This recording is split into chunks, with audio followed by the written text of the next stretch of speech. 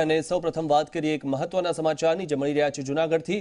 જૂનાગઢમાં સિંહના 4 નખ સાથે 3 શખ્સોની વન વિભાગે ધરપકડ કરી છે। ઝડપાયેલા 2 શખ્સો પૈકી એક તલાલાના રાયડી ગામનો અને એક શખ્સ ધારીનો હોવાની વાત સામે આવી છે।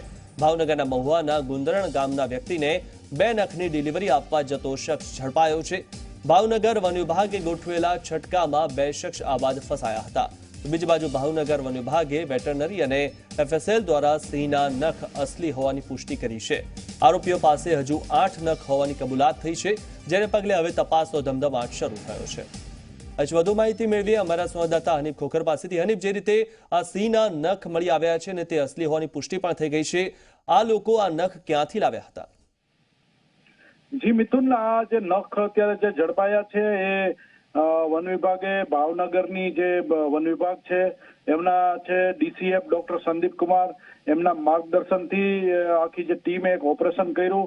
એમાં 2 જે શખ્સો છે તાલાલાના ગુંદરણના, એક છે દાનાભાઈ ગરાણિયા અને જીલુભાઈ કામળિયા, એ બંને શખ્સો ભાવનગરના જે મહુવા તાલુકાનું જે ગામ છે ગુંદરણ, ત્યાં ગામના એક શખ્સને વેચવાના છે નખ, એવું આખી ઘટના બહાર આવી અને એ ફોરેસ્ટ ડિપાર્ટમેન્ટને ખબર પડી એટલે આખું છટકું ગોઠવવામાં આવ્યું અને તેમાં આ બંને આબાદ ફસાઈ ગયા। તેમની પાસેથી 2 નખ પહેલા ઝડપાયા હતા, 2 નખ પછી બીજા 2 નખ એ લોકોએ કાઢી આપ્યા અને હવે એ લોકોએ કબૂલાત કરી છે કે હજી તેમની પાસે 8 નખ પડ્યા છે।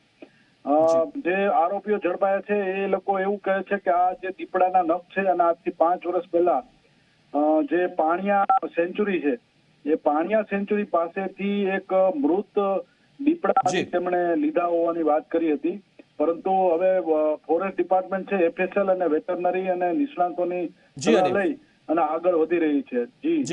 જી આભાર।